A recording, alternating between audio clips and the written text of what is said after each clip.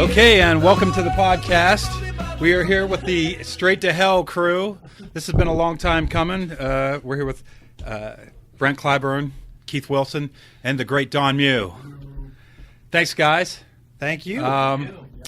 We've been knowing each other for about since after the Need or Greed premiere. Did we meet there? Or did we meet at a mixer shortly thereafter? We did not meet. I think it was the mixer after. I think I sat next to you guys at the premiere, but we didn't meet.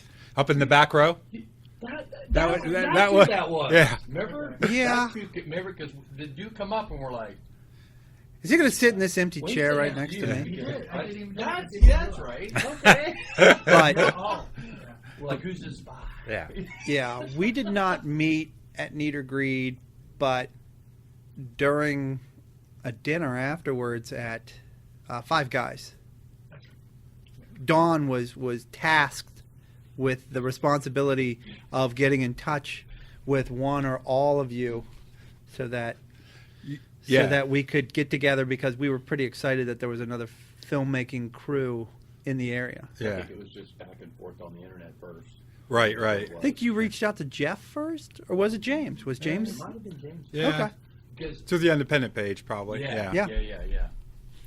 And then we had the famous meeting of the minds that you guys hosted over there at the rec center. And Oh yeah. and Brought wings and stuff. yeah. Yeah, I forgot about that. You guys were excellent hosts, and you gave us a really nice microphone, and I think we passed out some T-shirts, and My son still wears his Undependent. My Yeah. boy just had it on the other day. that's awesome.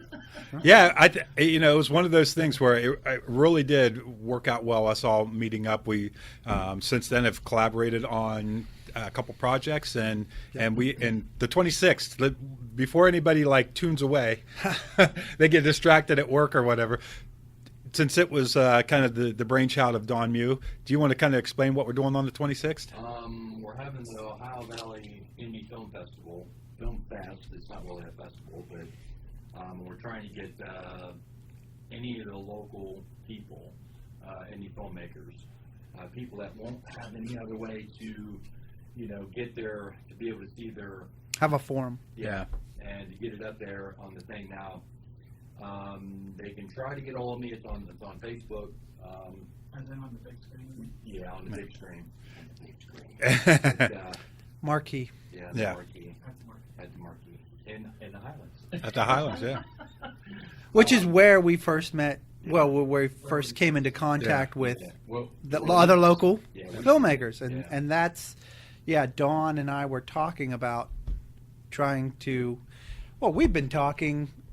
Undependent and Straight to Hell had been talking about doing a collaborative film showing, Yeah. and with the holiday season coming up and Dawn's penchant for the horror, Yeah. it just made sense. Let's see if we can get something together that if we could throw, because we've got a lot of horror films, but Yeah. suspense, Halloween themed, but it spiraled out from there. If you are listening and you're a local filmmaker, I don't care if you've used your iPhone, because iPhones have pretty good little Yeah. cameras on them. If you've edited, you put together a nice little picture, get a hold of us, because we want to showcase what is going on here in the Ohio Valley, because I think there's a lot going on, I agree.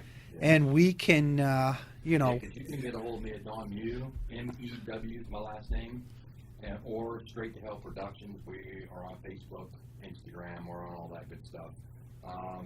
Send me a text or a message or something on there. And Hit me up on the podcast page, on the Independent Films page, James Wodarcyk page.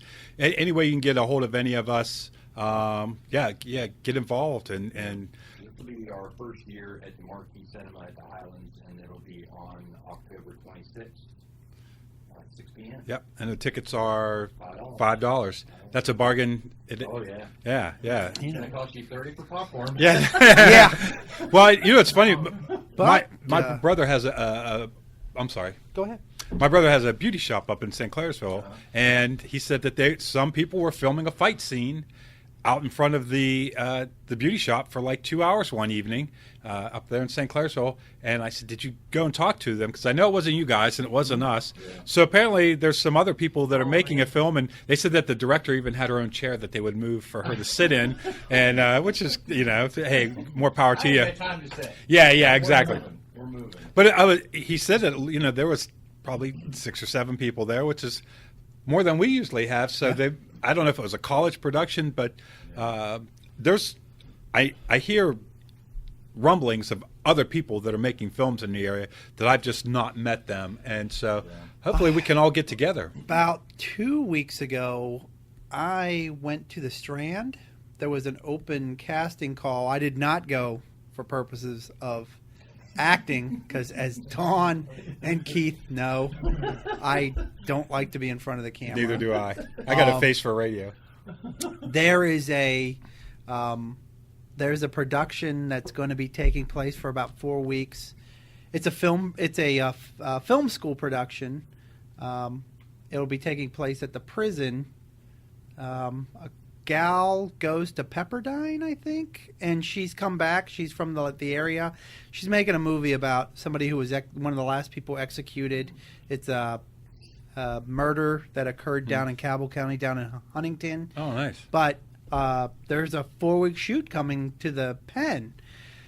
It was I stopped by. Nobody was there, but the door was open. I don't know if they were on a break or anything, but I left a card. So there's another. Yeah. Well, no, I went in and I went to the tip. Was it the Laura card or was it our card? It was One of each. It was one of each. Yeah. And I True player right there. I put a paper clip That's on. right. Because our cards don't have our phone number on it. And I was like, well, if this person's going to want production help, maybe she'll reach out. But did she go to Pepperdine? I cannot recall, but she's making a picture here in the near future, and she's using the pen, and that's a great setting for films. Probably for the Ohio Valley, the most popular setting. Yeah. In terms of film, that's even nationally. Yeah. It is one of 3 prisons in the nation that are actively used for production. You've got one in Nashville, and then Nashville, Mansfield, and Moundsville. Yeah. It's got a lot of character, the pen, that's for sure. Yes, it does. I agree. That reminds me, I was at I call it the Fast and Furious party my friend Danny had. It was the night before a drift event, and so all these really cool cars were there. But I met a friend of his, and I apologize if he's listening, that I don't remember his name off the top of my head. But he sent me a script. It's really good, and he wants to do he lives in L.A. He's got one of the costume guys from The Walking Dead that's going to do some prosthetics for him, and a lot of blood, a lot of fighting. At our meet when we meet up every once in a while. Hopefully that comes to pass. And I think, as we all know, making a movie is not an easy process.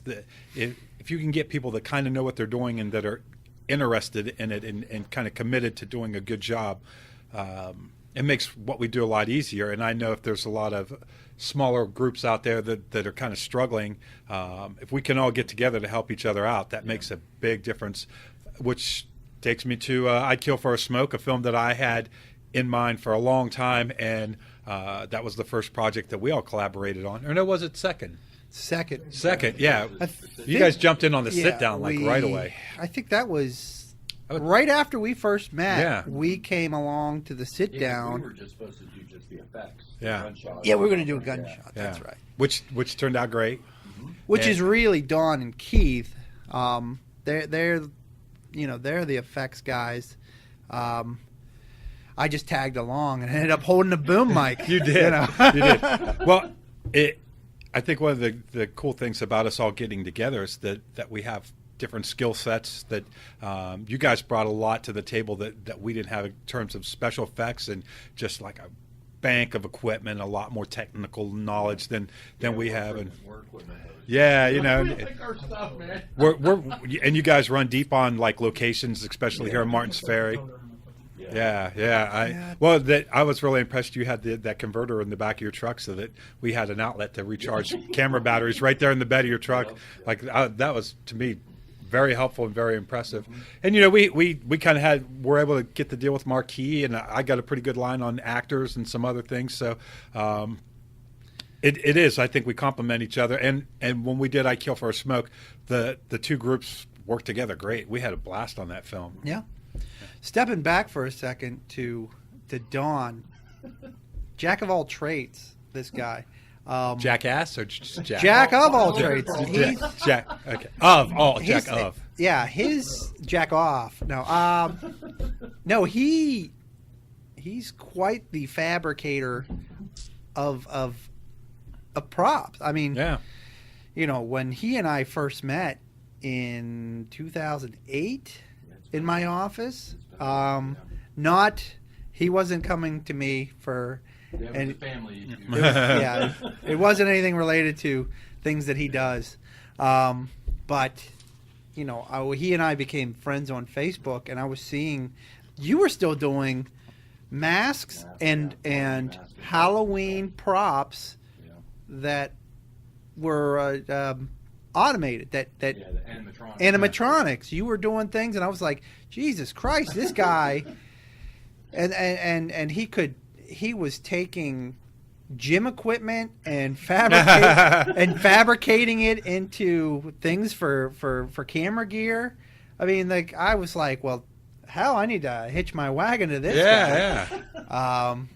The rest is history. And we went from there. And you were doing stuff with the haunted house also, right? Yeah.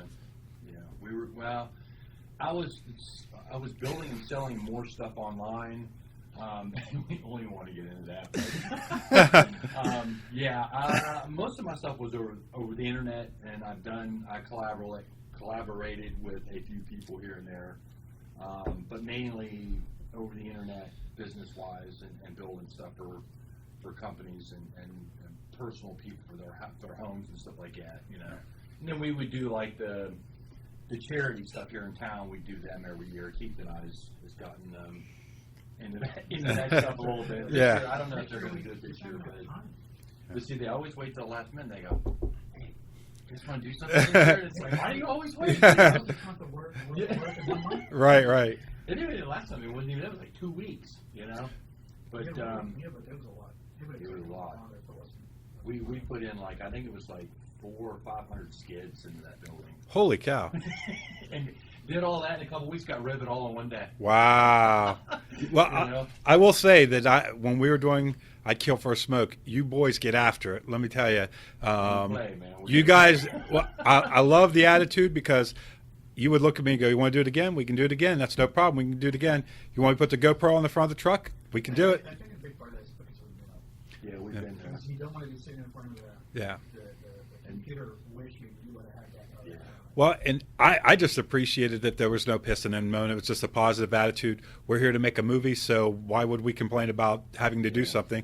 And at one point, Brent grabbed the camera and ran down over the hill by the Martins Ferry ball fields, all the way along past the ball fields and past the basketball courts for a shot that we didn't even know would turn out or not. And he goes, I got an idea for a shot, and just took off running at 8 o'clock in the morning. And that is I think that's our kind of our ethos is if you've got an idea for a shot, lights are up. Yeah. Let's Get it done. Yeah, Just yeah. do it. Just do Whether it. works or not, that's still something you have on your plate. Like when we talked. Yeah. Let's shoot it. I'd rather have the shot than not have it. Yeah. I'd rather do it 4 times than that's good. Yeah. No, it isn't good. Yeah. As filmmakers, I think we all get an idea of things in our head of what things will look like, which, as filmmakers, we all know never happens. Yeah. So when you're looking at the camera and going, this does not look like I wanted it to look, Yeah. and there's no way I can move this camera. There's no way I can make it do what I want to do because I can't blow out this wall. Yeah. So we're stuck doing this. So in the process, if Keith comes up to me and says, "Hey, I got an idea. Yeah. Why don't we do this?" Right. Well, I'm going to shoot it this way, and then we're going to shoot it his way. Yeah. And we're going to shoot it Don's way, and we're going to just get it all on celluloid or digital now. It's Yeah. not celluloid I anymore. think that,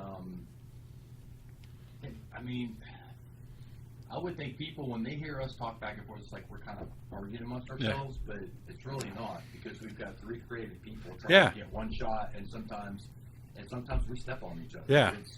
That's how we work, We though. also, we set the bar for this. Yeah. Yeah. And I think that we're so into it at that time, because I And hate we- nothing more than doing a shot, Yeah. taking it home and edit it for hours and sending him and go, that that's Yeah. not going to work. Yeah. Oh, what the fuck?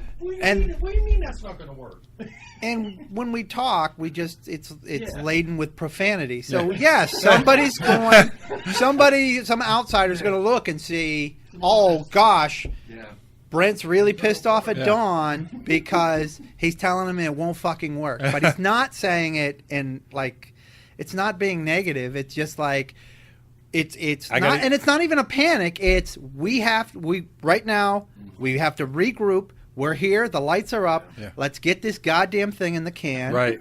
Because that's all of our motivation is get this thing in the can so we can move on to the next shot because we want the picture finished. What- When you start it, you got to finish it. We also, yeah, but we still want that quality. Yeah, so that's the balance. There's the line where you go, that would be a great shot, but we don't have all day to get that shot. So, and then there's other times when you say, well, what the hell, we're here, let's get it. And yeah, sometimes I know with Need or Greed, Desi lit the set. He just had one thing in mind. He didn't light it wrong. It just wasn't what I had in mind. 2 hours later, we had the set relit the way I wanted it. Now, whether in the end it turned out better or not, I don't know. But we kind of just go with whatever the director's vision is. We follow it. It's not bad, though. When we work with you guys get them a couple hour shirts, that's like a luxury for us, man. We're usually into about 18 hours. Oh yeah. We're like zombies by the time we're done. Although we've become with the A music little bit video, more- a little bit, yeah. we've become shorter, but and we're getting much better at managing our time. Yeah. Of we set a block of time, we try not to go past it. Yeah. So we are getting pretty good at managing what's going to be done in that time. But to get there, Jesus Christ, Yeah. we had to really get our asses kicked. When we redid Snatch, because he wasn't with me the first time that we did the first one. The second one was a complete different world. Yeah. I mean, it was a and we had some problems with some of the actors with them not showing up and stuff like that. But that's all the time anymore when you're not paying. Right. attention, Sure. you know what I'm Yeah. saying? But I think just vision-wise, I mean, we were in and out. Yeah. I mean, the first time we did it, it took us months. Yeah. And we were in and out this time. Yeah, But, don't- I had Well, you clear had vision. been there before, so I'd you been there before, Yeah. so You knew what it you was wanted. getting done the way I wanted it to get done this time, but it's still, Yeah, Don and I, when we were first becoming friends and getting to know each other, Yeah. he started to work on the first version with another company, and he was relaying to me things, Yeah. and so I remember seeing that first rough cut, and I think that's probably when Don got the first taste of what Yeah. I do in terms of these movies and our projects. Was I just started like verbally It just was- slashing and burning it, Yeah. going, Another that winks at me, guy. that lighting's off, what are you doing, what's going on here, and I just was talking editing and going, Yeah. and looking at the editor going, if you don't want to take these notes, that's fine, but I'll say them again Yeah. later. When you show it to me again, it winks at you. This is wrong, that's wrong.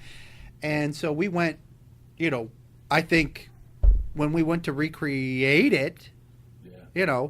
which we did some different things. Yeah, we added a couple things, but it was technically done the way that I wanted it done the first time. Yeah. And it kind of drifted. Yeah. Not that it was in the wrong way, but it wasn't the way I wanted it to go. Right. You know what I'm saying? So, because initially I had planned 2 or 3 different series after that so it was kind of going to be this one here, and then we were going to go back and film the series before that, what got us there. Yeah.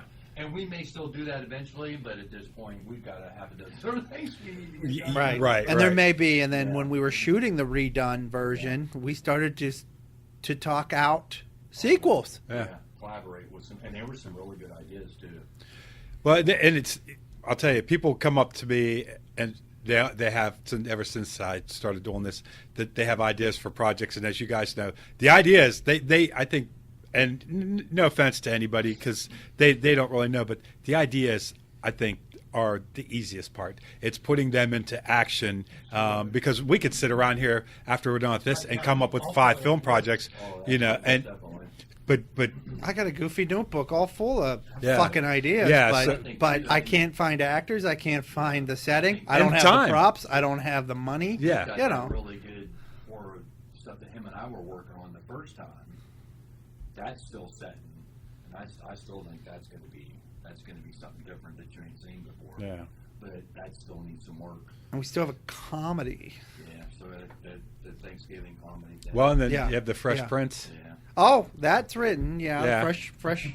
Yeah, the Fresh Prince movie. When I think about the projects that I have written, I have one called Derby Blood about underground demolition derbies, that I would love to make. But you know, at one time I had even kind of a guy lined up that was into the derby scene that probably could have arranged the cars and get a field somewhere up at my brother's and film those scenes. But when it comes right down to it, you know. And one thing I've had to kind of mature into learning is that you really only have so much time in 1 year to do so many projects. So you really have to pick what you're doing and be sure that that's what you want to do, because however much time you think it's going to take to film that, times 10 sometimes. Prepared to get, especially if you're outside, be prepared to go outside and be cold. Yeah, be cold, be wet. We were putting blood on people and the blood was freezing. Yeah. That's how damn cold it was. I mean- you know. Poor George. Like a trooper though. Yeah. This guy is on his knees and we've got like prosthetics on his face. He's dripping with blood, and he's just happy. He's Yeah. happy to be Sometimes there. I care, so- You know? the I never complained once. Never complained one time. you know, you can see these projects in your head and you can see the film in your head exactly how you want. And when you get down to the physical reality of filming it, it can be so much more complicated than you expected. Something as simple as traffic noise or I always saw it in my head that the camera's going to be here and they're going to walk by the camera here, and damn it, if the sun isn't, Yep. unless you want to come back in the evening, you got to come up with a plan B, and then as you said, the editing is so important. I enjoy all of it, but I really enjoy editing. I think I enjoyed it.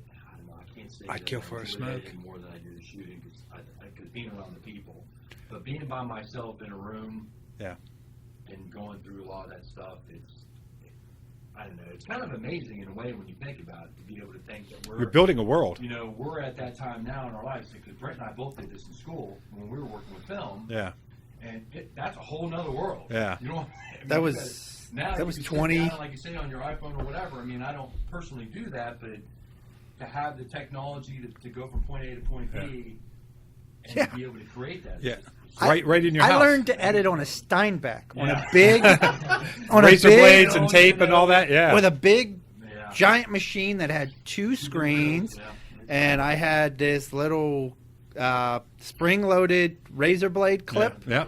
and I had the white glove that you just held in your hand to take you, and I had my yellow pencil that you marked, and you'd clip it and rewind, and you would just go, Yeah. and I would get 4-hour blocks with the Steinbeck, and the Steinbeck in this room full of 16 Steinbecks Wow. in New York. It was pretty wild. We did that, and then That was 20 years ago. Wow. Jesus We Christ. moved up to, and that wasn't that long. I know.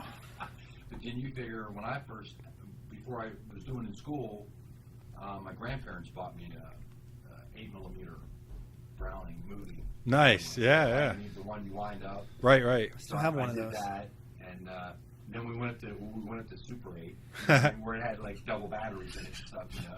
With the trigger. With the trigger. Which Yeah. I have one of those too. Woo, you know, and I have the wind up and I have I have the And, Super 8. And then they bought me the little splicing machine with it had 2 little reels on it. You know what I mean? Yeah. And so It was just- plastic. Oh, it was great. Yeah. You know what I mean? You Yeah. just look out, Steven Spielberg, here I come. You Yeah, know? right. Because we did a lot of just oddball stuff in the neighborhood, but I did a lot of stop motion stuff too. I was a big modeler back in the day, and we would do like a lot of tank stuff, and I'd give anything to have that stuff now. That footage now. See, in high school, we had video. We had videotape, and My mom got a new camcorder, so I stole her old one, Yeah. and we just started doing sketches. Yeah. Yeah.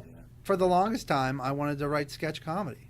Yeah. And so, do stupid sketches, do the dumbest shit. Just put it on camera. Yeah.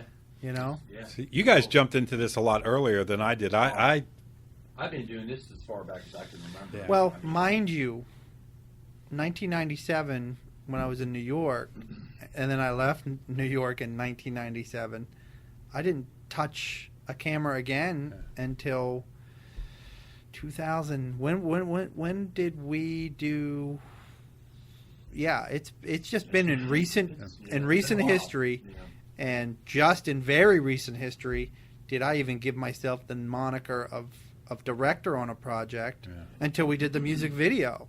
Like, up until then, I was always maybe co-director a little bit, but Don, it was Don's project.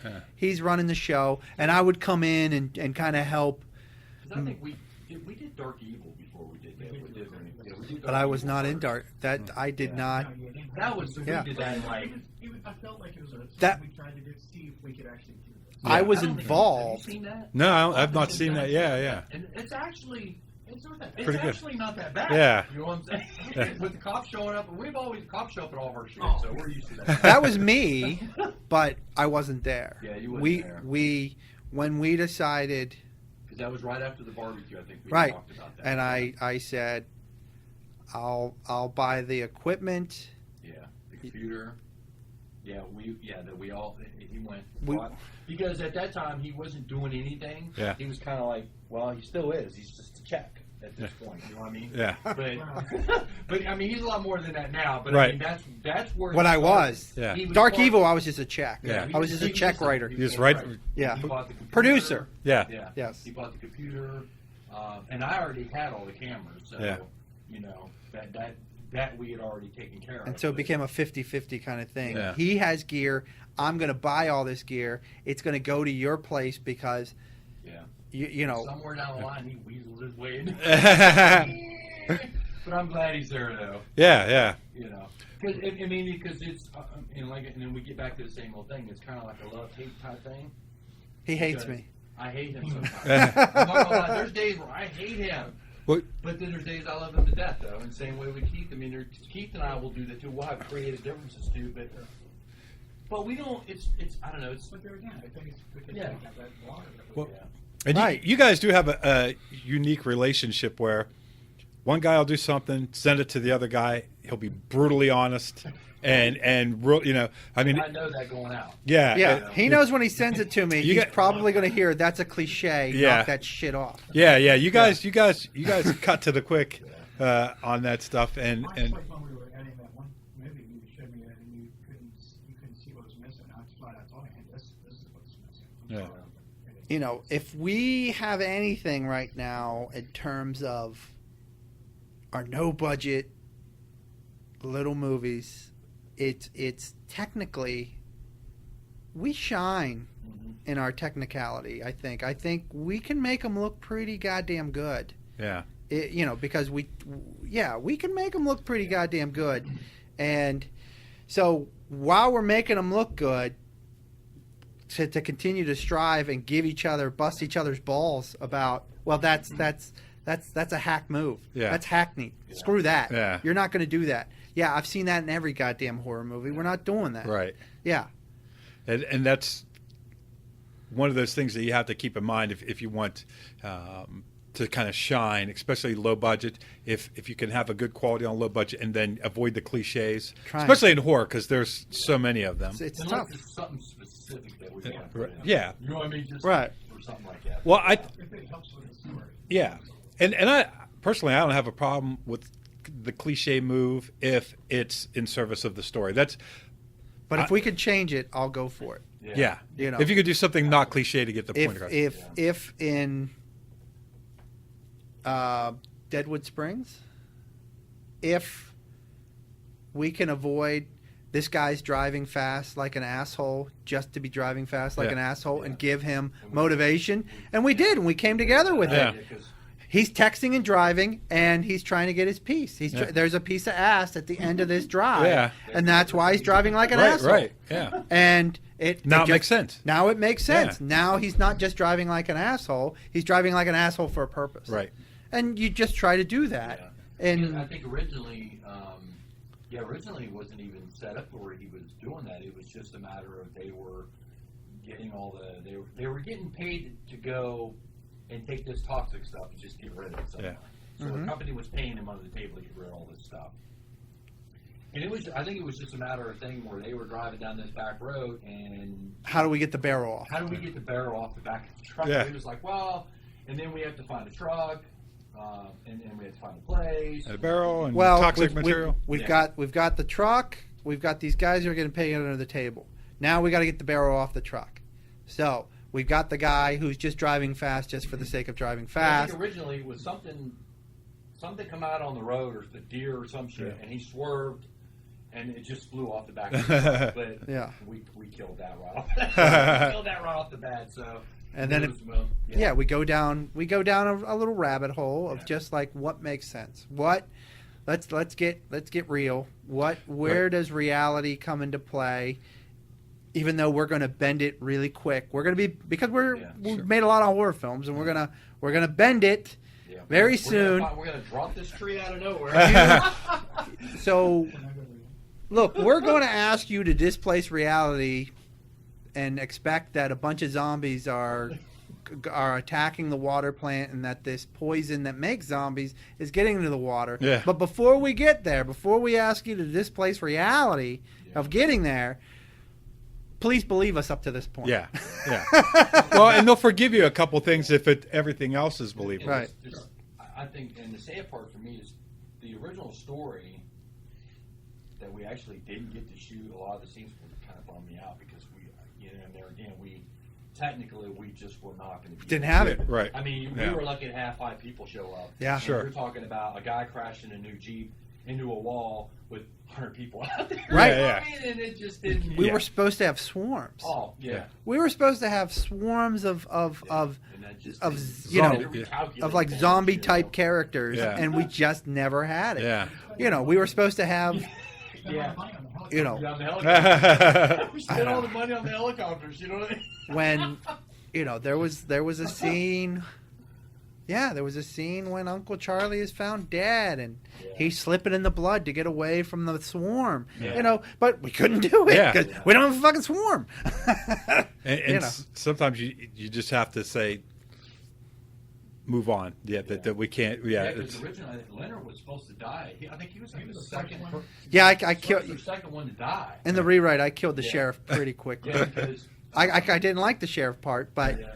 but Leonard wasn't cast yet. yeah. Yeah. It was just a story, and I said, and I remember I kill, and that's a great thing about kind of Dawn and I, where yeah, I will edit the hell out of something, but if he doesn't, if he doesn't agree, we come to a compromise, Yeah, and so in this particular instance, I whacked the sheriff. I whacked the sheriff very quickly. But when we made the picture, He lives forever. the sheriff lives through the whole thing. He made it through the whole thing. Thanks, Thanks Leonard. to Leonard. Yeah. Yeah. So, yeah, we kept the sheriff going, and that was in his script. Yeah. I killed him, Yeah. the final script was an amalgam of some of my rewrites. Yeah. And some of his original, Right. and some of his own rewrites to keep what that some of my rewrites had inspired. Yeah. So, in that one, I think I just call myself editor, Yeah. right? I just call myself a script editor and maybe co-director. Well, and a lot of times, what you do find is that somebody will throw out an idea, and you may not go with that, but it will spark a second idea, which is what you actually end up going with. And I know a lot of times, me and Desi, our chief cinematographer, we'll have completely different ideas about a shot. And what we generally find is when we put our heads together and we really think about it, we usually find a compromise that we both like that is actually better than each of our individual ideas. And when things are working well, that's what happens. And so I always try to look at any problem that happens on the set because there's always a problem. There's always an issue that. Who's always all right? Yeah. Well, I try to say, okay. And we're all out working and everybody's eating all the food. Yeah. So you never get to eat anything. Hey, craft services did okay in our last one. Yeah. Well, We they took were stuff working home. Too, that's why. Oh yeah, the band was working as well. But I try to just in my head immediately when something goes wrong goes, that's all right because this is going to lead us to something better. I try not to get down about it, try not to get frustrated about it, and just think this happened for a reason, and the solution to this problem will be better than whatever we're originally going to do. When we shot the outside scene with what you call Josh and them, that was probably that was almost a 20-hour shoot. Wow. We wound up not even using that. Yep. We reshot that. About a couple weeks later, we wound up reshooting it again. Reshooting the whole And there thing. there That was our first shoot. That was Yeah. the very first shoot for Deadwood. That was the very first shoot that I was involved in, and that thing went. Yeah, that I don't went. even want to hear it. And then he had to work a double here after that. Oh no. We started, it was you and I got there, it was a little before noon. And we had borrowed like the outside lights from the fire department, and we had generators running, and there was quite a few people there that first night. Yeah. We tried to shoot at the magic hour. We tried everything. We tried at the magic hour, but gosh, we never would have pulled that off. That magic hour is an hour. Yeah. So we lit the hell out of that field, Yeah. and I think and then we did it, and then we just looked at it, thought, It's not there. we're still gonna have to cut that, dude, because it's just not. Yeah. They're chasing her through, and it's just. Yeah, Well- it just didn't work out. The thing that I try to focus on, especially when I'm editing, is even though there might be a really great shot that I want to use, that if it doesn't advance the story, if it breaks the pace of the film or whatever, you can't use it. Yeah. And that's hard to let go of. That's why, like we were talking about me turning over I'd Kill for a Smoke for you guys, and I think in many ways I'm a little bit too attached to certain things, and that's why I'm stuck. Yeah. Because I want to use everything, and I think if I turn it over to you guys, you'll look at it with fresh eyes. You won't be stuck to some of the original ideas I had, because I think there's something more that we captured on film beyond what the ideas that I had, but I'm still stuck in that old mode. That's why I like directing Ron Scott written scripts and scripts written by other people, because I come into it later in the game and I'm fresh, and then yeah. if I write something, I have too much of it already in my head, where if I read someone's script, I can kind of find out what's going on in between the lines of dialogue, and what's the motivation of these characters, and what's the story behind what they're saying, and then try to, as the director, I feel like one of my most important jobs is to visually tell the story by the way that they move within the scene, where the cameras are placed. Do we want to be up close and personal? Do we want a wide shot? And I'm getting better and better at thinking about it from that aspect. And then as far as editing goes, being a little bit more mindful of pace. You have a very dramatic, intense scene, so then you need something mundane after that, and then you build back up to another crescendo and these peaks and valleys. And with writing a script and all that, there's just so many levels of what you need to keep in mind and not to be redundant. Or I know a lot of times as a writer, you have the story in your head, so you're writing it out and you don't include a key piece of information just because it's so innate to you. And then someone else will read it and go, well, why did he even go there? Well, where you have that biggest problem is when you have the script, it's in the script, you shoot the script, and then you start to edit. And you get used to, like, why does he have a gun? You get used to a certain scene that got cut, and there's an unexplained thing later because you, Mr. Editor, got too attached or too used to your story, and and then there becomes this, hey, where'd that gun come from? Where did he get a gun? Oh shit! I cut out the scene where he picked up that gun. Yeah. should have pulled it out of the bag.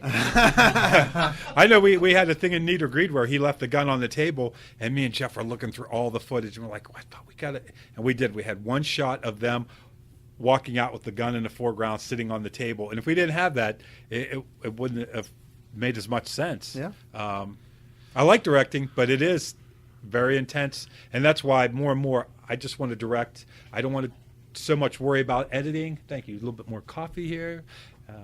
I feel a bit, I don't know, when Thank you, sir. I feel a little sheepish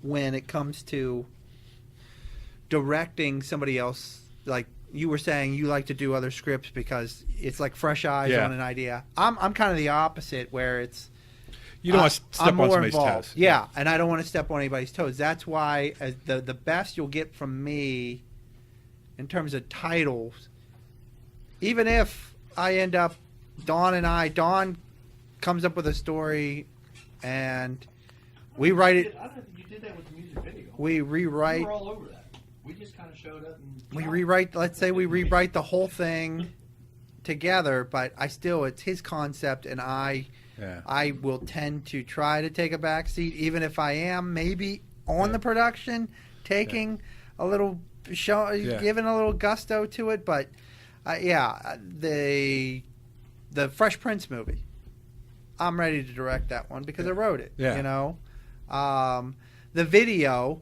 I grabbed the reins on that just because I was really excited. I really liked that track. I think Zonk 69. And, I mean, I was listening to it all the time.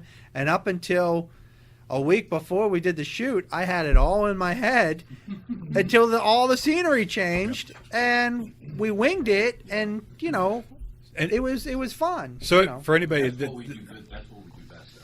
We do wing it. We wing it. We wing. And we don't good. panic. We don't have the last panic attack I had in a movie was in like 1997. And there's a number of things when I left New York, I never thought I would have. When you hit 5 years, when you hit 10 years, and you think you're never going to do it again, you get these ideas in your head of, if I ever do it again, these are the things I'm not going to. This is the thing I'm not going to do. right? I'm not going to have a panic in a movie while I'm making a movie because it does no good for your talent. No good for your talent, and no good for your talent. Yeah. You know. Get upset and Then they get flustered. Well, you know, that's funny. Our fire chief, he would say that to me. He'd go, you know, there could be a big fire and going on, and you see me show up to the station. I walk from my truck into the station. He might be freaking out on the inside, but because he said he's in charge. The guy in charge is freaking out. Everybody else is going to freak out. So you got to remain calm. And I need to work on that because I get frustrated. I get hungry. I get cranky. I start to get like ready to just We quit. definitely get cranky, and we get irritated, and we get short with talent, which we need to fix sometimes because talent is there for free right now. And so I don't want to be too mean to people who are coming and giving us their services for free. But you know, we get agitated when we were doing 20-hour shoots though, and that's why, you know, our regimen now. Especially when they're not giving out. Right. and you know they can because you can. Yeah, So But we've got, I think, with our new policy, if this is a new policy, we planned it as we did the video shoot, was 10-hour shoot, no lunch. Yeah. But plenty of craft services and snacks. So you can get a lot done in 10 hours, and you might run up right against that I guess the precipice of irritation and aggravation, but there won't be any starvation because we're going to have you plenty of snacks, you know, and just being, you know, you're running right up against fatigue, but it's not going to be, you know, there's times we went over many hours over, and we look at the footage after we decided to keep going, and it was dog shit. yeah. Well, And so why did we even do that lap? Why did we even do that? All we did was make ourselves tired, and Keith had to work a double the next day. I guess you might have noticed that we start 7 a.m. most of the time when we film. In the cold. Yeah, and we're done by 1, 2 o'clock in the afternoon. You get a sense when you're losing the actors, when you're losing the crew. I know when I get to the point where I just want to say, screw it, that's good enough.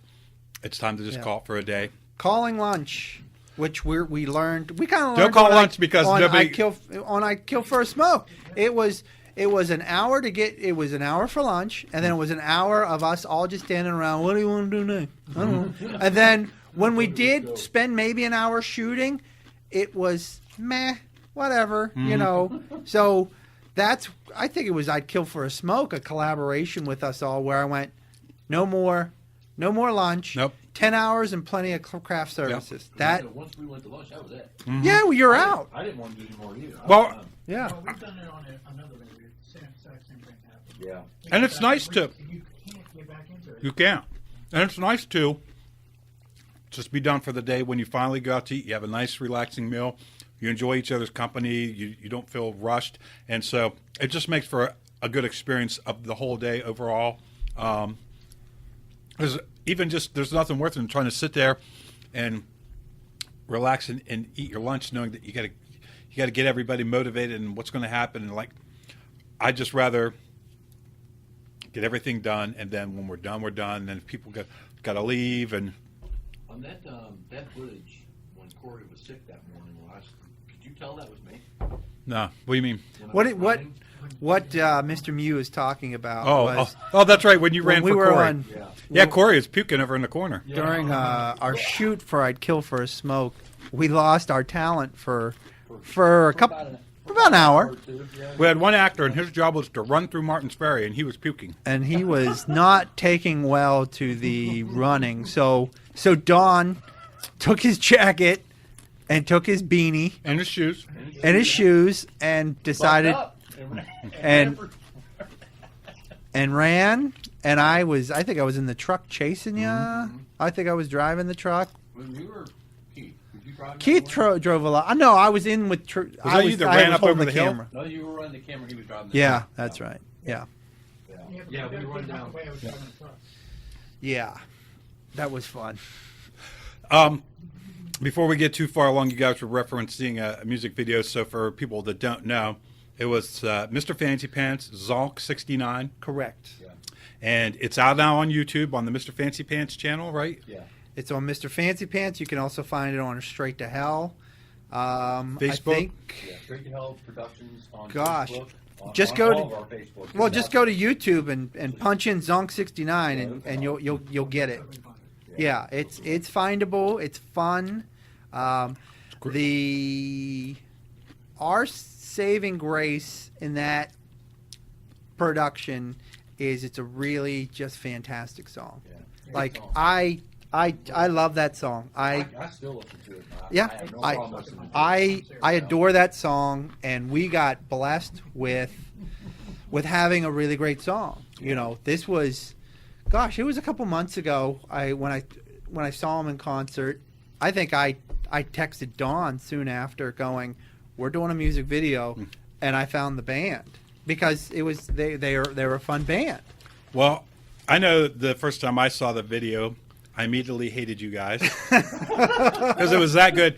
And really, in all honesty, Well, thank you. It's as good as any music video. And I'm a big fan of music videos. In the 90s, I had video cassettes filled with music videos, and I still have them saved on my computer at home. I download them off YouTube. And it's as good as anything that came out in the 90s, when I think was the last good period Yep. for music videos. You could play that along with everything else, and the songs kind of got a 90s feel. And from the editing to the camera work to when you guys talk about your ability to get good quality, I mean, it's as professional looking as it gets. And yeah, the song is great, and the talent has a lot of charisma that really shows.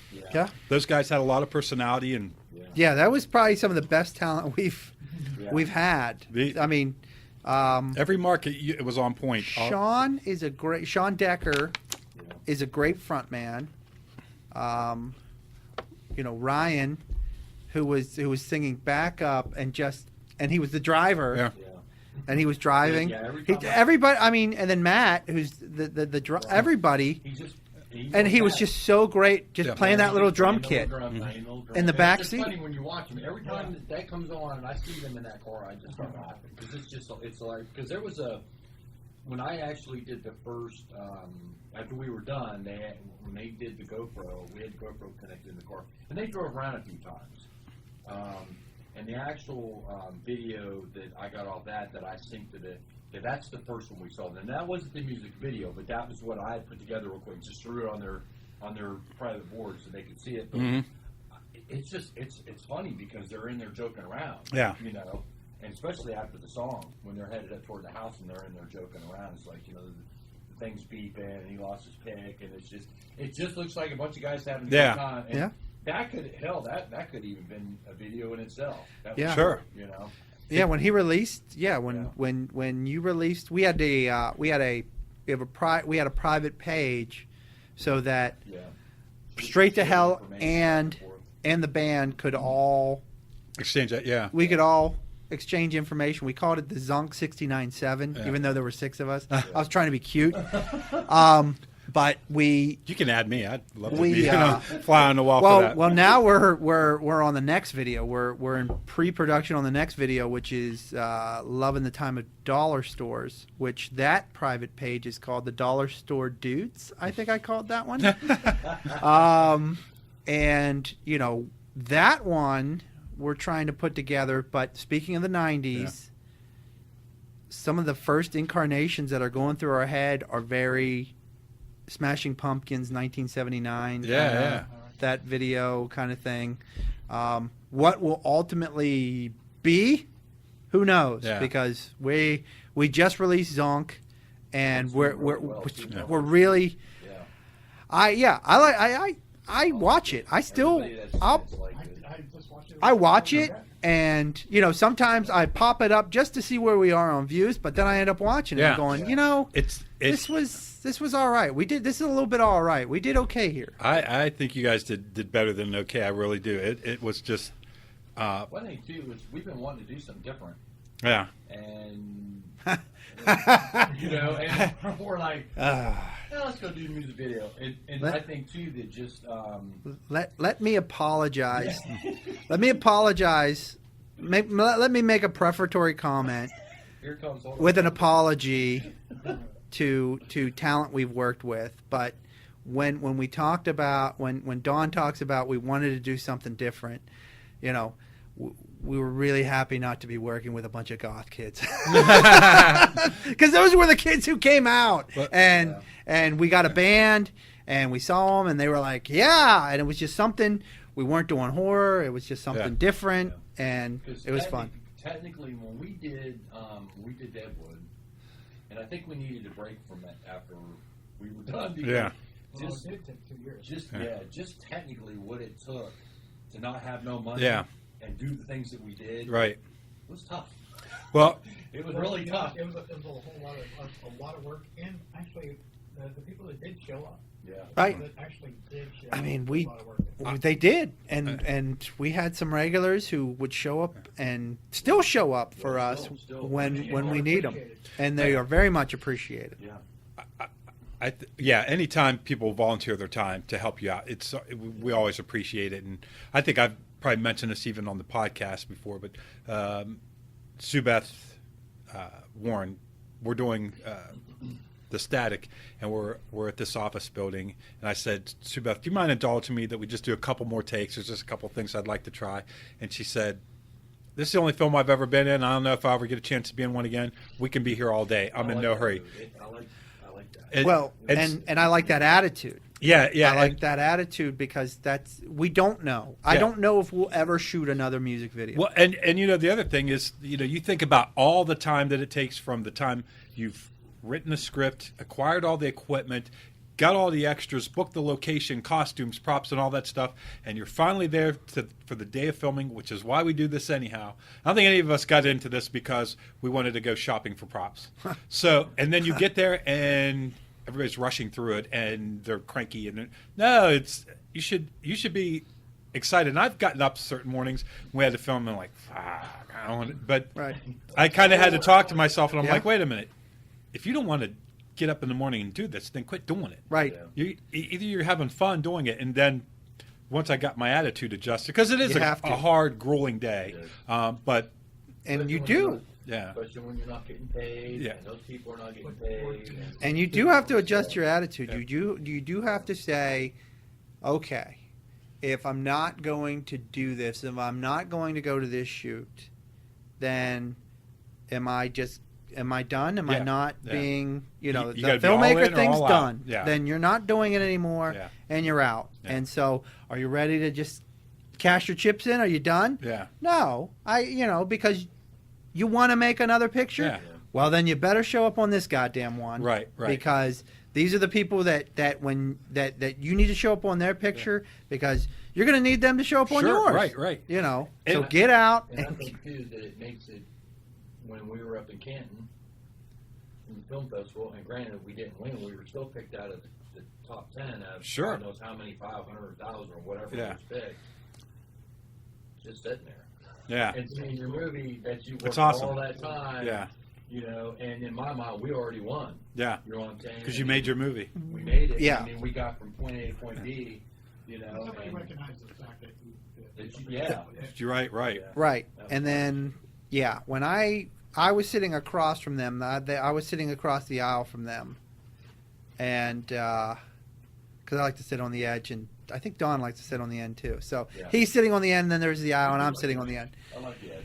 So we're watching our picture in and amongst all these other pictures, and it was really fun to see these other pictures. Sure. But knowing yours is coming, and then then you hear, Yeah. and then you hear like I remember a lady behind us An older woman. coming in and tapping somebody on the shoulder and saying, "Has the Straight to Hell movie played yet?" And I was like, That's awesome. "What's going on here?" Yeah. So. Yeah, I was like, And I'm like, that's "God, when man, I was, trying to watch the movie. and right, They're talking about us. right, and win or lose, it didn't matter Yeah. at that point. I was like, holy hell, I don't know that lady. Don doesn't know that lady. Keith doesn't know that lady, and she's asking about her picture. Sure. That is fun. Now, in hindsight, when I think about it, they were kind of playing them in order. Maybe she was asking, did they play the Straight to Hell picture yet? Because her movie was following it. That's the one she assuming wanted facts, to see. not in evidence, counselor. She We're going to was- assume that she wanted to see the movie that came after, but I liked that charge. That charge that I Sure. felt at that time was really great, My- and that was a fun time. Yeah, it was.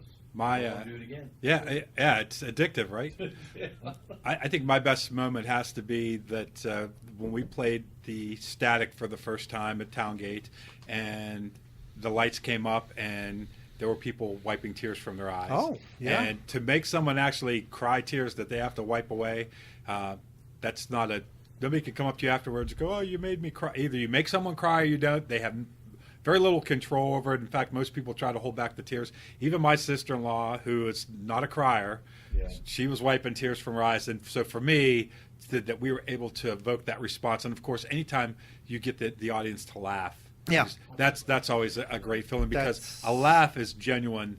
People can come up after a film and say, "Oh, I really loved it," and they could just be being nice, but they can't just. That's a big they don't win. fake laugh. That's a big win. Yeah. And when you can land a laugh, and one thing in terms of Undependent, Need or Greed, when you landed that when because I'm your son. Yeah. That landed so perfectly. I love that Yeah. moment. That's a great. Yeah, Yeah. that laugh landed, and it landed hard Yeah. to the room that I was sitting in that was packed. Yeah. It landed hard. I was like, that was a great. We're sitting right there. Yeah. Well, and it needed to, because that movie doesn't have a lot of humor in it, and it's pretty intense up at that point. So it definitely needed to break the That was tension. that was a very good. That was a great moment. Yeah, and Yes. we didn't really even expect it to hit the way that it did, but thank God it did, because it was important. To Well, your writer actor though, Ron, can act, He can act. He's a and fabulous actor. he landed that one. He knew he wrote it, but he also knew, and maybe that's what. But he's also got good instincts, and the way he delivered it, everything was great. Yeah. Yeah. When I think of landing a laugh, that's something that comes to mind. Was Need or Greed. That was a good laugh. Ron's writing, Ron's editing, and then Jeff's timing with the editing. And with editing, it can be a quarter of a second. Makes the difference between if it's really funny and a little bit funny, and if the dialogue rings true, and if it seems like you're watching acting, and and Zonk. When I decide when we were editing, I cut out. That was a fun day, by the way. Yeah. That was grueling. only 7 hours, but it was fun. That's good. At a certain point, I with the camera hit Sean in the nose with the camera and come back, and I cut it. Yeah. And if you watch the whole take, he laughs, and Don was like, God damn it, you got to leave that in there. Yeah. Him laughing because you hit him in the nose. And every time I watch it, that's one of my favorite parts in that, because I hit him in the nose, and he's still playing in character, but you see him break character and start laughing, and I love that little moment. Yeah. Those moments are And he's important. very and he's got a very charming way of he's a very good leading man. Yeah. And there are those things that you kind of pick up. I think that some of my favorite shots in the movies we've done are things that are just by luck, Organic. where the camera it just happens to even just be rolling after a take. And I know that one of the things we did for Need or Greed is I went back and looked at all the close-ups of Ron and Corey and picked out different looks that when they weren't talking, and then I inserted them where I thought that they made for a good reaction shot. So it kind of wasn't realistic, but those I think make a difference. But you need those. Yeah. Especially when you lose dialogue at a certain point, or you don't have them saying what they're saying. The over the shoulder or a close up of the listener. Yeah. Helps the situation. I think my favorite thing of Need or Greed is at the very end, right before they get shot, is Ron is just staring and he just looks over, and then the gun fires, and it's that there's just a pause there. You guys did that dialogue. Did you have one camera or did you shoot double? We were shooting 2 cameras, so that we could keep the dialogue realistic. It is so much easier when you're editing. Yeah. I don't know, people they'll shoot one, and then it's like you miss so much doing that, because some of those reactions that come back from the opposite side at that specific moment. Well, and it's hard to recreate that when you're trying to do this side and then smooth everything to that side. Especially if you have where people are talking over each other, which we kind of talked about that earlier. Sometimes it works if people are kind of talking over top of each other. When we had Paul and George in the truck, they were talking over each other, but they were supposed to be. Yeah. Because Paul was nutting up, and George was like, dude, you're come on. Yeah. What are you doing? So it kind of they fed off each other, so it kind of worked. It kind of worked for that. You know what I mean? That was a fun night. Yeah, it was a fun night. All the equipment was in the bed of that truck. Yeah. And the cops pulled us over. Yeah. Oh, it's just you guys. Yeah. Oh yeah, we had some additional people in the truck. That's right. Yeah. Right down here.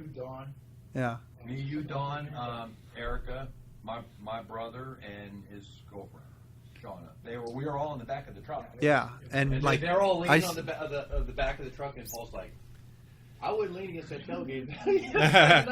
Tell us now. We were all up with.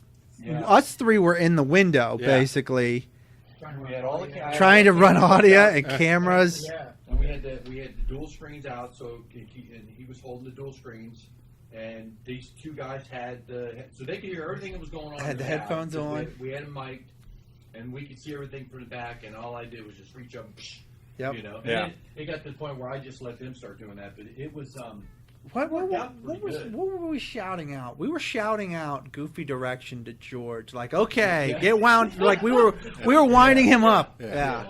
I forget what. Yeah, that was a fun night. It was a cold night, but we were winding him up pretty good, trying to keep him. Where's the far? Where's the far at? Yeah, where's the far? Yeah. And he would laugh. George was great. in front of the camera. Oh, he was Considering great. He's not an actor; he's a truck driver. He was Yeah. fun. Gosh, Well- working with George was Yeah. fun. I've worked with well-seasoned actors, and I've worked with people who've never tried acting at all before, and I think it's a 50-50 split. A lot of the people that I've worked with that have never acted before, they have a knack for it, and they do very well. And I can't say that any of the people that I've worked with that are, experienced actors that didn't do a job as well. Although stage actors sometimes have a habit of being too big for film. Projecting. Yeah, They we- project, They to the project back their to the voice. room, and Yeah, we know that. and Yeah. and they're also used to being able to move around, and Yeah. and what a lot of people don't realize is if you're doing a close-up where you're the middle of the forehead to just below their chin, you've got like maybe a half of an inch that you can move before you're rolling the shot. Yeah. It's hitting the marks for the camera and their marks for stage are it's different, but And when the camera is right in your face, you don't have to animate your expressions at all. They're, in fact, that's where it's really important to act with Yeah. your face to be realistic. And that's where Corey Jackson, I thought he was great, and I'd kill for a smoke because he doesn't say any words. There's no dialogue, and I've never really had to. Corey doesn't think he's a good actor, but I've never really had to tell him too much what to do as far as stand over here, then you walk over here. He gets the character. where he are you on embodies it. dialogue? I remember we talked about doing like a weird Peanuts thing where it was just yeah. Where are you on that when he goes into like the store and all that? Like If you when guys we're take gonna over the editing, Yeah, you I can. think- It's wherever you guys want it to shot be. that from outside, though, didn't you? Didn't you shoot We that did, from yeah. outside? Yeah, that's So why there's you could no do- editing. No, that's Or why- there's no- Yeah. Yeah, I always knew it was going to be shot from outside, and that's why I said when you send them in, you could just have and if it's muffled, that's fine because you're on the other side of the glass. Yeah. But it's funny, kind of like I can't remember It'd the be a name good time of the cartoon. for in the film for a little bit of a lighthearted moment after everything that was going on. I as we were talking before the film or before the podcast, and I lost my mojo for editing. I used to love it too, and I just can't. I drink too much coffee. I don't know what it is. I can't sit in front of a computer and edit. I enjoy it when I do it, but so I was saying that I was wanting to Trying to pawn it off. I get it. pawn it off It's on you guys, fine. and part of that is There you go. when I do You that, take it. that I'm acquiescing those decisions to you guys. So if at that point, if you guys like the idea of the wah, then that's We'll come up with something. and I think the one thing it's all the Foley sound, the footsteps, the heart breathing, the Yeah. heart beating, the I've got everybody. rules of that stuff. Yeah. He does. That's Well- one thing I do. I have a wide collection of sounds. Hey, Because when I can see the film, I'm like, hey, this is great. No dialogue. We could yell at the actor, hey, walk over the street here. Yep. All right, go now. Love that. You're going to have to take all that out. But now you're going to have to add all the audio in. that's simple. Yeah. That's the I'm simple. glad you're saying that because to me, I'm it's real good at doing that. Yeah, good. 90% of the stuff that you hear is not. There. It's- you guys do that. Yeah. Because Just like the choppers. original Just like stuff- helicopters. Yeah, yeah, like all the helicopters and all them helicopters we paid for.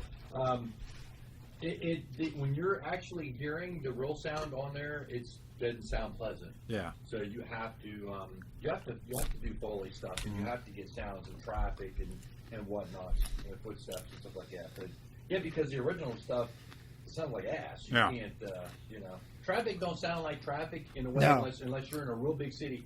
But it's so staticky Yeah. when you actually hear it, and especially if you've got any kind of dialogue or anything over top of it. And when we're shooting at 7 or 8 in the morning, Yeah. even if we go out on the bridge and hold the boom just to get some ambient sound, Yeah. there's still not enough cars Mhm. going by to give us the good vroom, vroom, vroom, zoom, zoom, zoom, that whole thing that you want, that we're going to pull from, Yeah, when you look at Deadwood, I think, man, there was soundtrack after soundtrack. I mean, the sounds were way overlaid. I laid probably about 20 or 30 sounds in one little small Wow. scene that you don't even realize. The door that closes in the back, that's the actual door, but we actually re-foleyed that. So I don't think there's too much of anything that I didn't didn't redo. I mean, even the gunshots. I mean, we used actual prop guns that had roll Blanks, rounds in yeah. them. But then you still had to go back and I Foley still into had to something. go back Yeah. and do the because when the It's just guns so go out, loud. yeah, they're so loud. They just blow out the audio. Yeah, it's too much. And sound really is I mean, like just- the unsung hero Yeah. of the films. That Right, it can look a little terrible, yeah, but if the audio is terrible. yeah. If you got one, If you've got canned to like, yeah. it's just, and you're just like, what is this shit? What are we, Yeah. Look, I know you're on a shoestring budget, but get it together there, pal. Because Come you're on. looking- when you get hit by, when Paul would get hit by a round, or any of them would, you're looking at, there's like 6 or 7 sounds that are overlaid just Yeah. in that one clip. Yeah. You know? when you're filming dialogue outdoors, if you get wind noise, you're done. That's it. You got to start over. There's nothing that you can do to fix it. There's nothing that makes your film seem homemade than to have. Yeah. Yeah. And I think the fine line is to be able to do that and actually add over the sound and make it sound like they're outside talking. Yeah. Yep. That's the trick. Yeah. That's- Because you don't want to take all of it out.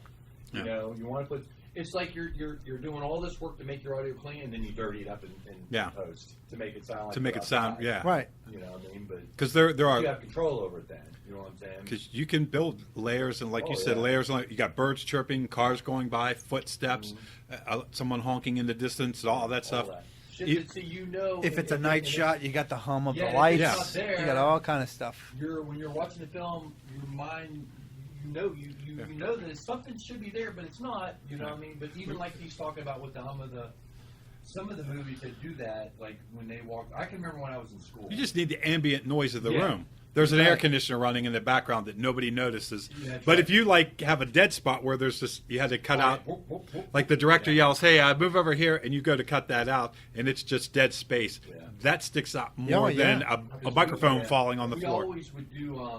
We would do 1 or 2 minutes of just Room open noise. mic, Yeah. just room tone, Yep. and that always gives me something to overlay. Sometimes we use, sometimes we wouldn't. It just depends on how great it was. Yeah. Yeah. I don't know if you. Yeah, air conditioners and shit like that. Yeah, that's a dead gift. Yeah. Yeah. Neither agreed that one outdoor scene, terrible wind noise killed us. We had to Foley it in the studio. It didn't match up perfectly for background noise. You can hear me in the background. Let's go. Let's go. Jeff put it on a loop, and like I can recognize it, but just in the background when you hear all the traffic and everything, it was just me because I was standing really far away from the guys. But I went, "Let's go," and about every 5 seconds, that on that loop. I think that's one thing that Independent we need to work on. Is upping our game. Yeah. Is the audio. And you have to have headphones on. You have to monitor audio with headphones every time. We had that with the sit down. Remember, I was picking up the radio. Yeah. Yeah. We still do. And then we went upstairs, and it was gone. Yeah. There was something. I think it was with the T-bar or something. There was a drop ceiling in there, and no drop ceiling anyplace else. I think the T-bar hooked to that wire. I think it was acting as an antenna Yeah. and picking up radio frequencies, which I was picking up on that. Remember, we switched the gears. We don't have the Yeah. greatest equipment in the world. We don't. So, I mean, when you're talking a difference between $300 and $6,000, even just for the basic Yeah. audio equipment to get you going. And anything can Yeah. give you a weird hum, like Oh yeah. this I mean, task the in. your chords. Yeah, the cords, the little connectors. Any of that stuff, yeah. Of course, wind noise. Now, this thing I can run off of batteries or plug it into an outlet like I am here. When we were shooting at Jeff's house for Pancakes a couple weeks ago, I had it plugged into an outlet, and it must have had other things on that circuit. And it was just getting a weird hum. So I had to go to battery power, even though we were indoors. Yeah. Now, when you're on battery power, you got to be real conscious because this uses active mics, so the mics are powered by the batteries, Yeah. and it just eats them up Oh, yeah. so Yeah. quick. And if you don't hit stop before the batteries die, I mean, I lost 20 minutes of a podcast once because the battery died. Now I've had other times where the battery died and it saved it before because it wasn't too long. But I try to go off of electric like I am right now, but anything can mess up. Radio signals are really bad. Yep. We were getting that the other night out in front of the Mail Pouch building. Ron, if you turn the microphone a certain way, and sometimes those mics are so sensitive, somebody could have been playing a radio in their backyard. Them things, you know, Yeah, I remember don't- we thought maybe somebody, a cleaning lady or something, was playing a radio upstairs, but no, because we went upstairs and nobody was up there. Now, see, when Jeff asked me the other day, because he said you guys are buying a new mic, and I sent him the information that MCT2 that we use, them microphones are like, they're unbelievably Yeah. sensitive. I mean, And that's not always the best thing. You yeah, know? yeah, because I actually have a dialogue mic too that I think we've used once or twice too. We use them in the apartments, and it's got more of a Yeah. broad Yeah. area, you know what I'm saying? But Yeah, these mics that we're using here are pretty good as far as they're I don't know, they're not directional mics. They're whatever the opposite is. hypercardio or something like Yeah, something like that. But, you know, that. One of those fancy words. I know we were filming one of the first You and shoots all we your did. tech talk. We had a musician come in. Ryan Mallory came in, and Mallory. I'm saying his name wrong. Sorry, Ryan. He came in and he brought studio mics, and I remember he goes, "We're not ready to go yet." And I'm like, "What do you mean?" He goes, "Somebody, we were downstairs at Jeff's house. Somebody had flushed the toilet upstairs, and it was just the water filling the back of the bowl that we were picking up. We were in the back of the house, and you could hear cars driving by out on Wow. the street. Stuff that you couldn't hear with your ears. It was picking up. So Right. those were the wrong mics. They were too sensitive for what we were doing. That's a soundproof room, Yeah. you know, Yeah. Yeah. and you're singing "Don't Stop Believing" or something. I don't know. Yeah, right. So, Yeah. and what we need to work on is our lavalier game and have more lapel mics and to be able to do that stuff outside. Yeah, we've not done that, but we haven't done a whole lot of exterior. Still, even at that, you're still. You're going to catch wind, Well, not and even you so much can't that. monitor it. Then. but you're also going to catch clothing. Yeah. And you don't know if it's good or not because you can't monitor Well, your sound. Can't. Well, can you stream it Yeah, like yeah. Bluetooth it? You can export and import everything into that from a lavalier. Oh, okay. But you have to have the The mi- receiver, the transceiver. Yeah, that and actually it's actually all come down in price lately in the last few years compared to what I mean. Somebody's writing a check. No, no, I think at this point I think we're doing okay, but yeah, we're doing all right. On it because Yeah, I mean, we need cameras more than we need anything. You know, And- that to me is the biggest thing because the quality of the video has gone up because we were shooting on not the greatest things in the world. I mean, when the iPhones were getting better pictures than the cameras we were shooting on, Right, it's starting right. to move up a little That bit. was- You know? That's true. Yeah, but What are you guys shooting on now for anybody the that's? Sony A7 Mark IIs right now. And is that like a SLR or is that a film camera? That's a mirrorless camera. Okay. And it's shooting like an S-Log, and so I haven't even scratched the surface of the videos yet. When we shot the video, we just shot in standard settings, and we just rolled it, Yeah. you know. And it looked great. It looked great. And we put a filter. No, no filters on it. No. I thought in Well, post no, you put a filter. Yeah, we put like an 80s filter. Right, Okay. right. Yeah, it was That's good. what. You put the '80s Oh, filter and on. when you were editing, Yeah, post-production, yeah. Other than that, Yeah. they were just open. They were open lenses, but and you know, I haven't even. That's the first video stuff we've done with it. Yeah, yeah, that's the first video stuff we just kind of. Yeah, we did some of your guys' stuff. Yeah, and that's With I'll tell you, cameras you had the mount. and- what was that? The Steady cam. Ronin, yeah. Which we tried to put on a rope, but it spun. Yeah. Yeah. Yeah. But I'll tell you what, You don't learn those things. It's all in your head. So you gotta hook a rope to it. some of the Spin it around. some of the best footage that we have is from that steady Yeah, cam steady with that cam. camera. And that was our first time to use that. Yeah. We'd never used that. before. Yeah, you were on the porch, and I would take Yeah. it from you, That and made it that was really fun. nice 'cause, I mean, Gosh, we had a we big, were Pulling you know, some.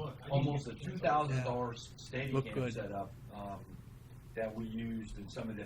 And It just wasn't. I was really the only one that could use it because it was a little bit too small for Keith, Yeah. and it was kind of he didn't want to screw with it, so I always got stuck wearing it, and I enjoyed it. Yeah. But I am handheld or I am it's tripod. technically- Yeah. it is difficult, and it took me a long time to learn how to use it because it's sweat. That thing, you're pick it up, down the road you went. Well, you know? and it's real easy to have all these little gadgets. You're ready, and Yeah. to get caught up in those, and you spend so much time trying to get them put together and everything. Where sometimes you're better off to just have a few simple things. Yeah. Do work within a good camera. In fact, it's kind of funny. Like Jeff has a really nice tripod, But to loosen the legs and tighten the legs, you got to turn knobs. Where I have the one that I've had since high school, it's just got a little flip, and so I can. And it seems like a silly thing if anybody's listening that's never done this, but I can shorten or lengthen the legs of my tripod very easily. It's very light. Yeah. You can grab it with two hands and squeeze it together. There's no little supports on the inside, so it's. And it's plenty stable enough. If you're just hitting a record button, it's light, it's compact, it's very quick to use.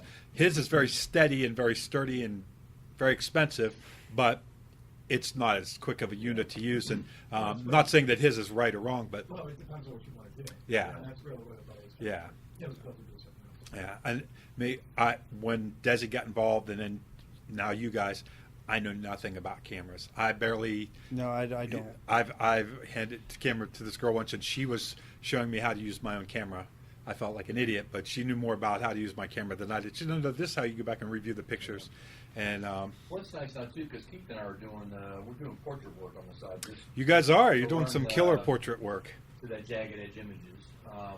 Jagged as hell. That helps us learn lighting, Sure. and it's all going to carry over into the film work too. And Right. that way, and then in the meantime, we're actually learning the cameras as we go. Yeah. You know, they're nice cameras. Yeah. They're you know. You got the photography's been killer, and like we're saying, the music video looks great. And, you know, I think I kind of just, for me, it's easier for me to just throw my hands up to certain things, and more I'm trying to focus on doing better at specific jobs, and because I mean, as you know, like you can focus on just tech stuff and never get to the point where you even feel like you know all of it, because there's just so much Well, now. it changes all the time, Yeah. and I try not to get too involved in it. I just try to keep the basic of what we actually need, because like you said before, you can, because you know, Brandon and I talked about getting like these red cameras and the new Canons, but do we really need it to do the job that we need to do it? You know what I mean? And these cameras are so light anymore, and they produce such a great picture that they're just, I mean, you have to weight them down. They're just so light. Yeah. They move around, but they're great though. Because, you know, we can put them in places we never could put them Sure. before. You can mount them certain ways on windshields that you couldn't mount other stuff before. Yeah. You know, and it's quick. It's run and gun. You can run over a hill with them. We can run over a hill with them, put Yeah. them on a drone, fly the damn things now. You know, I mean, it's just all kind of stuff you can do with them now, you know. And I know for me, just learning how to use the different lenses and when to switch to a long lens and a short lens. I'm just now getting to the point where I feel comfortable saying, "Oh, I want to film this with a long lens." Yeah. Because I want it to Well, be. I couldn't. Actually, the thing we were doing Corey's run around the building, and you and Jeff were like, "Man, we didn't get that shot, man." And Corey's like, 6 or 7 times later, He had to run the whole length of the football "We're stadium. like, "Man, what the hell are they doing?" And then I realized you guys were shooting in 50s. Yeah. Thinking, oh, that's why you're not getting it, Yeah. because we're already past it before you guys catch up with Yeah. it, you know? And then when you guys switched over, we shoot a lot of wide. Yeah. We shoot a lot of wide because that way I can always crop if I need to. Yeah.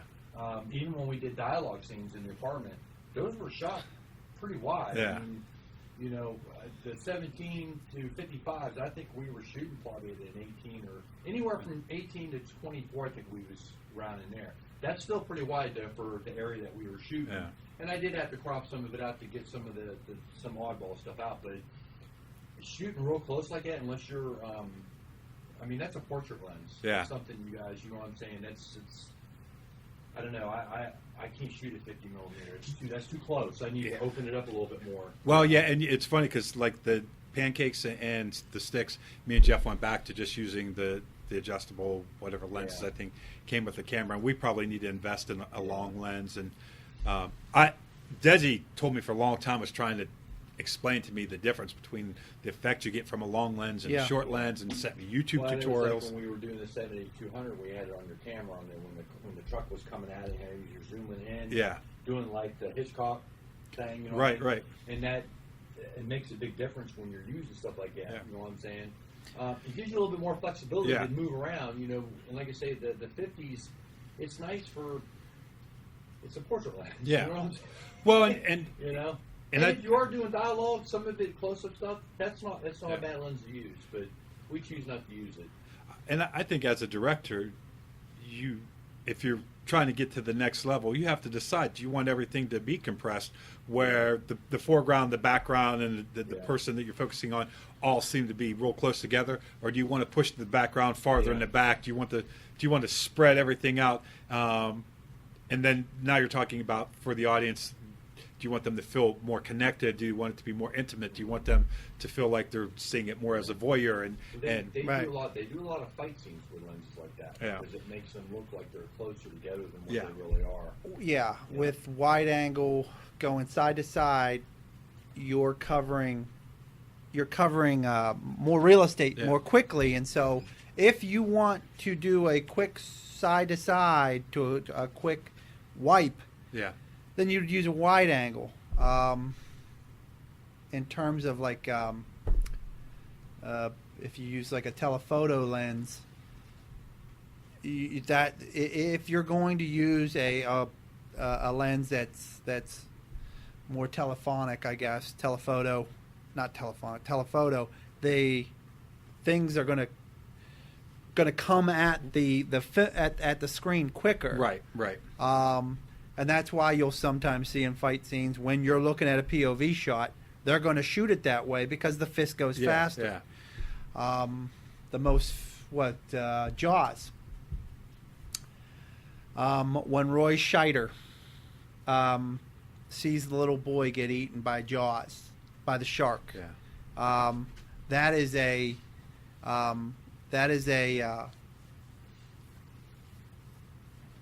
that's a telephoto lens with a rack focus, because the space behind moves. Right. So a wide angle, right? Yeah, wide angle, if you go side to side, makes things go quicker, but a telephoto lens will make things come quicker, and we were talking about Jaws. Don walked out of the room. So that's why we're talking about it again. Are we talking about technical stuff? Yeah. Yeah. Jaws, when he notices that the shark is eating the kid and he's sitting on the beach, they zoom it, it's a dolly zooming in, Where he's sitting in the and they chair. rack and everything changes. That's a telephoto lens. That's where you'll see fight scenes with the telephoto lens, because if you're doing a POV, because the fist is going to come much faster at you. And pop out at you. Yes. Big zoom lens. It'll pop. But if you want to do a quick wipe, you're wide angle, because you're covering so much real estate so quickly. Technicality stuff, that's as far as I know. So I'm done. Well, they're actually doing two steps in one. They're either pulling, depending upon what they want, or whether, like the Psycho, is either back or forward, and they're doing the zoom at the same time. So it's the racking. You're on two axes, and that's kind of your mind's and it is a really cool effect. Yeah, they're running into Roy Scheider while racking the focus, and it just makes what it does in that film, and that's the most. I mean, I think that's the most famous on the rack focus on a telephoto lens, is that scene. Right. It's awesome. Yeah. Jaws is awesome. I think they called it the Hitchcock effect. Yeah. They use it a lot. So learning what all the different effects are is like something that I've been working on, but also what's the mood that the different effects create as far as how you're telling the story? Do I want the audience to see this scene as if they're the other person? So if there's two people having a conversation, do I want to have a camera placed where one of the person that's talking is sitting, or do I want it behind their shoulder? Because that's two different emotional effects. Yeah. And so on that level, like, do I want to film it from far off, not just because, boy, this is a real cool location, and so I want to capture the whole thing, but do I want them to see it like it's like we were in Dangerous Curves filming, and do I want it to film this part of the scene as if someone's over at the pool table playing pool and they're watching this, or do I want to film it as if you're seeing it from the point of view of each character? All depends on it what all your depends. story is. Right. Depends on the story, depends on the move, what you're trying to relay into the. It's Snatched. Yeah. Beginning of Snatched. The guy at the desk, Archie. Yeah. When the cop comes in, Yeah. we are up with the cop, and Archie is small because Archie doesn't have any power. Yeah. Archie's a nobody. Here's the cop. Right. But as the story goes on and on, Archie gets the power. And at the end, when Archie down knows low. everything. We're now looking up at Archie. Archie is big, and he's throwing the cop's card away because he doesn't need any of his bullshit. 12 you know? Angry Men. They filmed that up high at first, Yeah. and then eye level so that you would relate to them, and then they were more godlike when you shot from lower. And that was in a 3-minute scene. Yeah. We just slowly went down, and the cop, played by Don, lost his power Yeah. to Archie.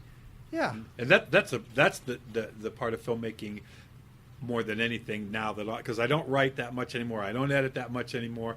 I like all the social stuff of talking to actors and rallying the troops. But when it comes to actually filming, just taking the time to really think about how we're capturing it on screen to evoke a emotional response from the audience. This thing we're doing is going to put a picture up on the wall. What is that picture? How is that picture without any sound? How is that going to make our audience feel? Yeah. That's you got to ask yourself that question sometime if you are trying to go down a certain path. Now, if you're just doing some filler between two scenes, well, that's it's your call, of what you want to do. Maybe, but if you're trying to convey something, you can absolutely convey it with where you point and shoot. Yeah, Will and absolutely convey its own feelings. for Sassy Assassins, if it ever gets made, and Leonard hope so. yeah, and the Sticks. One of the things that I'm trying to work on is I want a lot of regular mundane life going on in the background. So while these people are fighting for their lives, while they're going through these very intense moments that are not everyday life that you see the rest of the world going on as if they're unaware of it, and that you're reminded that there's a regular life, and that so even if it's just cars going by on the interstate, the field, because we were up on the parking garage, and I'm noticing, like, these trucks are going by. They're not aware that we're up on the parking garage, and so if you have people up there fighting for their life, meanwhile there's you get up really high and you see a woman pushing a stroller down the street. I think there's something cool about that idea that. Did you ever see The Trip? You ever see the movie The Trip, or The Trip to Italy, or The Trip Spain, which is coming out? They do a nice thing in that movie. It's Steve Coogan. I can't remember who the other guy is in that movie, but they're just on a tour eating food. And during their dialogue, oftentimes we will cut away to see what's being cooked in the kitchen. Yeah. The timing of when we're with those two and when we're in the kitchen and this existence is going on outside of them, take a look at that. Get a feel for that kind of timing. That might be something that could guide you in where these things happen, when to break it, to go to the lady with the stroller, to the trucks, to the marketer who's stacking shelves or whatever. That always stuck out in my head with those movies, which was, okay, this is a nice break. We're seeing what's going on in the restaurant. Here's these two guys, and it's a comedy, who are just doing impressions of trying to impress each other and themselves of who can do a better Sean Connery. Right. But the restaurant goes on, and particularly great food's getting made back in the kitchen, and we're back there for a time watching these guys work.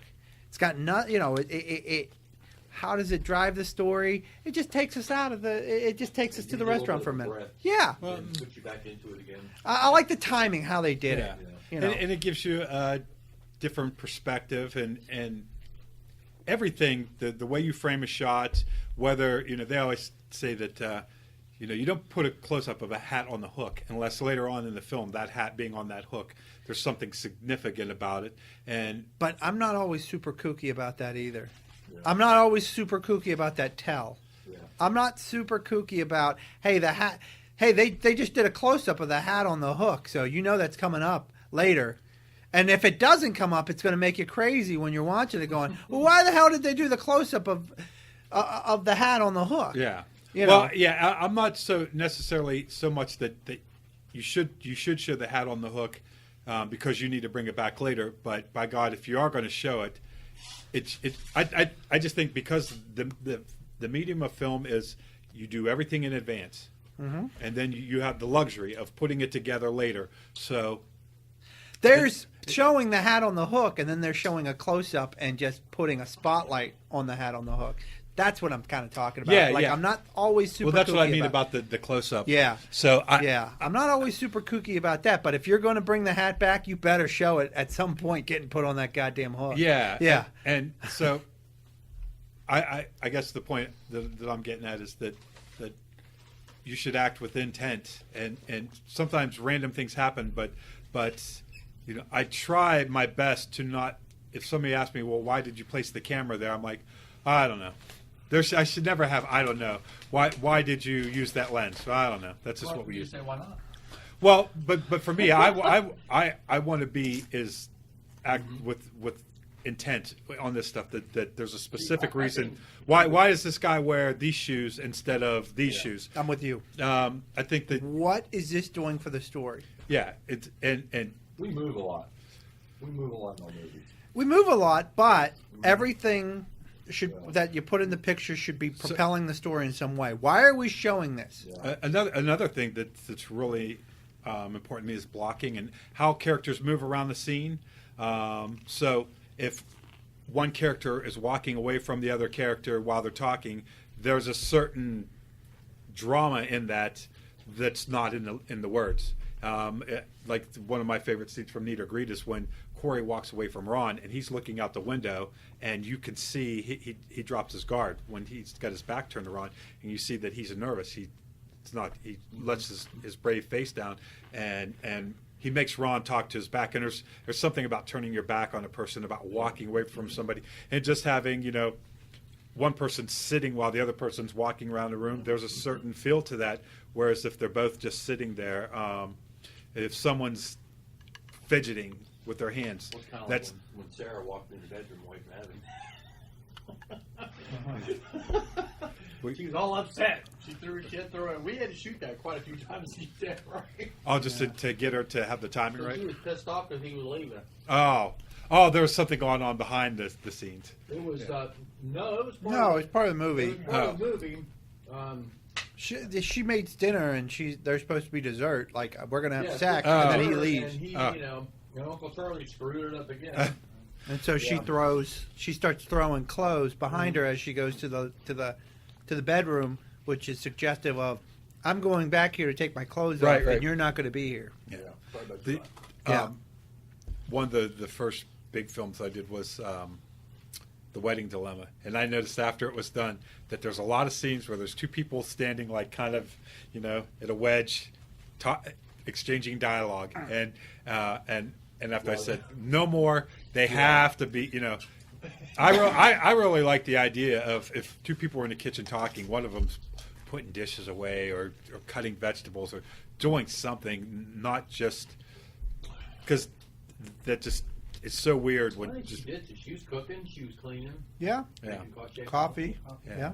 Now, She drank a lot of coffee that Yeah, a night. lot of Yeah, coffee. yeah. Pacific mug. in some cases where two people are standing there talking, if that's the moment of the film, but in general, I think it just comes off more realistic if they're doing something with their hands. I like the Law and Order. The guy who's always loading boxes, telling the cops Yeah, about the night before. Yeah, did I see that girl? Yeah, I saw that girl. Yeah. And he's loading boxes. I always love Some that. guy walks up and goes, "Hey, take this in." Yeah. When you just got to get it there. Yeah. There's the cab driver. They walk out and hand them a coffee or something. They got Yeah. those blue coffee cups that they have in New York or something. Yeah. With And- the Greek. Yeah.